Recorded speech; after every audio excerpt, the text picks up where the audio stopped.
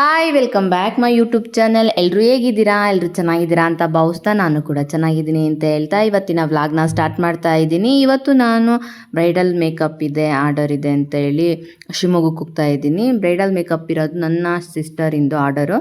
ನನಗೆ ಸ್ಯಾರಿ ಹಾಗೆ ಹೇರ್ ಸ್ಟೈಲ್ಗೆ ಹೇಳಿದಾಳೆ, ಹಾಗಾಗಿ ಅವಳ ಜೊತೆಗೆ ಹೋಗಬೇಕು.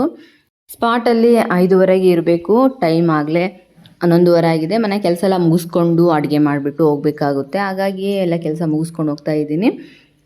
ಏನಾದರೂ ಹೊರಗಡೆ ಹೋಗಬೇಕು ಅಂದರೆ ಒಂದು ಜವಾಬ್ದಾರಿಯುತ ಹೆಣ್ಮಗಳಿಗೆ ಮನೆ ಕೆಲಸ ಎಲ್ಲ ಮಾಡಿ ಹಾಗೆ ಮನೆಯವರಿಗೆಲ್ಲ ಅಡುಗೆ ಮಾಡಿ ಹೋಗಬೇಕಾಗುತ್ತೆ. ಹಾಗಾಗಿ ನಾನು ಮನೆ ಕೆಲಸ ಎಲ್ಲ ಮುಗಿಸ್ಕೊಂಡು ಹಾಗೆ ಮನೆಯವ್ರಿಗೆ ಸಿಂಪಲ್ಲಾಗಿ ಅಡುಗೆ ಮಾಡಿಬಿಟ್ಟು ಹೊರಡ್ತಾ ಇದ್ದೀನಿ.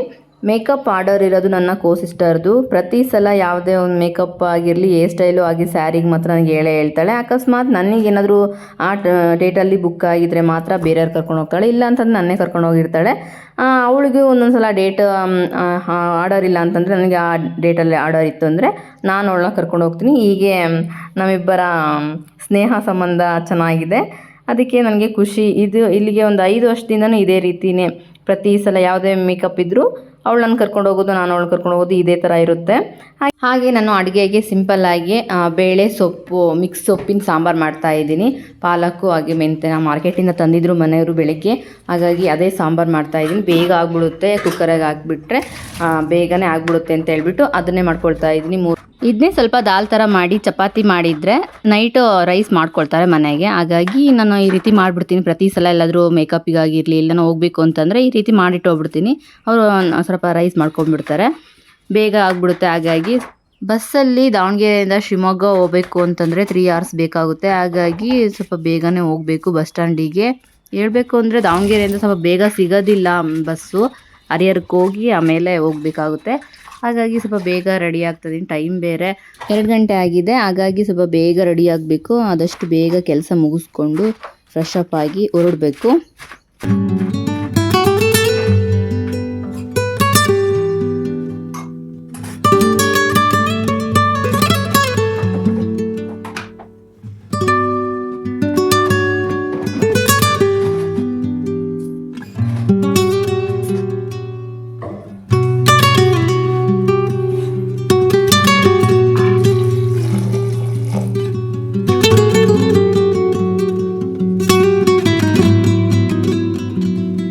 ಕೆಲಸ ಎಲ್ಲ ಮುಗಿಸಿದ ನಂತರ ಫ್ರೆಶ್ ಅಪ್ ಆಗಿ ಸಿಂಪಲ್ಲಾಗಿ ಮಾಯ್ಶ್ಚರೈಸರ್ ಹಾಗೆ ಸನ್ಸ್ಕ್ರೀನ್ ಪೌಡರ್ ಹಾಕ್ಕೊಂಡು ರೆಡಿಯಾಗಿ ಹೋಗೋದು.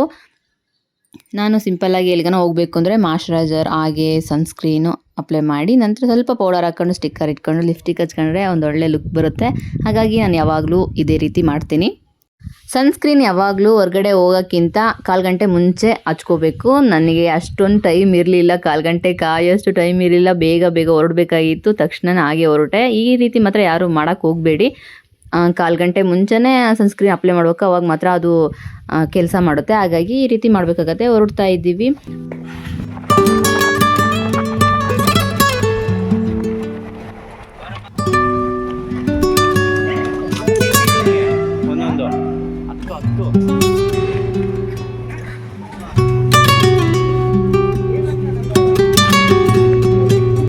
ಫೈನಲಿ ಚೌಟಿ ಬಂದ್ವಿ. ಸ್ನ್ಯಾಕ್ಸಿಗೆ ಅವಲಕ್ಕಿ ಮಾಡಿದ್ನು, ಅದನ್ನೇ ತಿನ್ಕೊಂಡ್ಬಿಟ್ಟು ಮೇಕಪ್ ಮಾಡೋದಕ್ಕೆ ಹೊರಟ್ವಿ. ಬ್ರೈಡಲ್ ನಾವು ಬ್ರೈಡಲ್ ಬರೋಕ್ಕೂ ಸೇಮ್ ಟೈಮೇ ಆಗಿತ್ತು. ಹಾಗಾಗಿ ನಮಗೇನು ಕಾಯೋಂಥ ಅವಶ್ಯಕತೆ ಇರಲಿಲ್ಲ.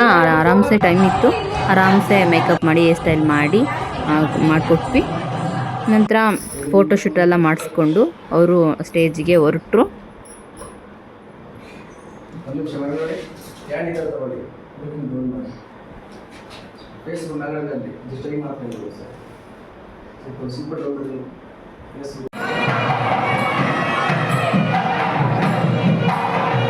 ಬ್ರೈಡಲ್ಲು ಸ್ಟೇಜ್ ಮೇಲೆ ಹೇಗೆ ಕಾಣ್ತಾರೆ ಅಂತ ಹೇಳ್ಬಿಟ್ಟು ನೋಡೋಣ ಅಂತ ಹೋದ್ವಿ. ತುಂಬಾ ಚೆನ್ನಾಗಿ ಕಾಣ್ತಿದ್ರು. ಹಾಗೆ ಫೋಟೋಶೂಟೆಲ್ಲ ನಡೀತಾ ಇದ್ವು.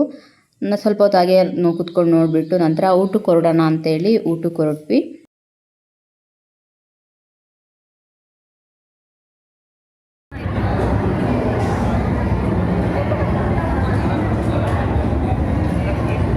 ನೈಟ್ ಊಟಕ್ಕೆ ಹೋಳಿಗೆ ಊಟ ಮಾಡಿಸಿದ್ರು, ತುಂಬಾ ಚೆನ್ನಾಗಿತ್ತು. ಊಟ ಎಲ್ಲ ಮುಗಿಸ್ಕೊಂಡಿದ್ದ ನಂತರ ಬೆಳಗ್ಗೆ ಎದ್ದು ಬ್ರೈಡ್ನ ರೆಡಿ ಮಾಡಿದ್ವಿ. ತುಂಬಾ ಚೆನ್ನಾಗಿ ಕಾಣ್ತಾಯಿದ್ರು ಗೋಲ್ಡ್ ಸ್ಯಾರಿಯಲ್ಲಿ. ತುಂಬ ಲಕ್ಷಣವಾಗಿ ಕಾಣ್ತಾಯಿದ್ರು. ನೋಡ್ತಿರ್ಬೋದು ನಾನು ಹೇರ್ ಸ್ಟೈಲು ಸ್ಯಾರಿಯಾಗಿ ಮುಗಿಸ್ಕೊಟ್ಟೆ. ನಮ್ಮ ತಂಗಿ ಮೇಕಪ್ ಮುಗಿಸಿದ್ರು. ತುಂಬಾ ಚೆನ್ನಾಗಾಗಿತ್ತು.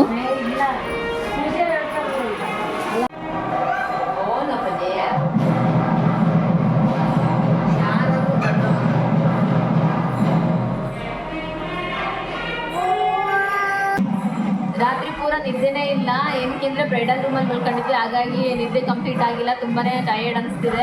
ಮನುಷ್ಯನಿಗೆ ನಿದ್ದೆ ಇಲ್ಲ ಅಂತಂದರೆ ತುಂಬಾ ಕಷ್ಟ. ಒಂದಿನ ರಾತ್ರಿ ನಿದ್ದೆ ಇಲ್ಲದಕ್ಕೆ ಒಂಥರ ಸುಸ್ತಾಗ್ತಿದೆ. ಚೌಟ್ರಿಲಿ ಅಷ್ಟು ರೂಮ್ಸ್ ಇರಲಿಲ್ಲ, ಎಲ್ಲ ರಿಲೇಟಿವ್ಸ್ಗೆ ಕೊಟ್ಬಿಟ್ಟಿದ್ರು. ಹಂಗಾಗಿ ಬ್ರೈಡಲ್ ರೂಮಲ್ಲೇ ಅಡ್ಜಸ್ಟ್ ಮಾಡ್ಕೊಳ್ಳಿ ಅಂತ ಹೇಳಿದರು. ಹಾಗಾಗಿ ಅಲ್ಲೇ ಮಲ್ಕೊಂಡಿದ್ವಿ. ಆದರೆ ಏನು ಮಾಡೋದು, ಶಾಸ್ತ್ರಗಳೆಲ್ಲ ಇರ್ತಾವಲ್ಲ, ಅದೇ ಸಾಮಾನುಗಳೆಲ್ಲ ಬ್ರೈಡಲ್ ರೂಮಲ್ಲೇ ಇಟ್ಟಿದ್ರು. ಹಾಗಾಗಿ ಎಲ್ಲ ಬಂದು ಹೋಗೋದೆಲ್ಲ ಮಾಡ್ತಾಯಿದ್ರು. ಹಾಗಾಗಿ ನಿದ್ದೆ ಕಂಪ್ಲೀಟ್ ಆಗಿಲ್ಲ ನಮಗೆ. ಸೆಕೆಗಾಲ ಬೇರೆ, ಸ್ವಲ್ಪ ಸೆಕೆ, ಫ್ಯಾನ್ ಗಾಳಿ ಅಷ್ಟು ಬೀಸ್ತಾ ಇರಲಿಲ್ಲ. ಹೀಗೆ ಸ್ವಲ್ಪ ಪ್ರಾಬ್ಲಮ್ಮು. ಹೀಗೆ ನಡೀತಾ ಹೋಗ್ತಾ ಇರುತ್ತೆ ಮೇಕಪ್ ಆರ್ಟಿಸ್ಟ್ ಅವ್ರ ಕಥೆಗಳು.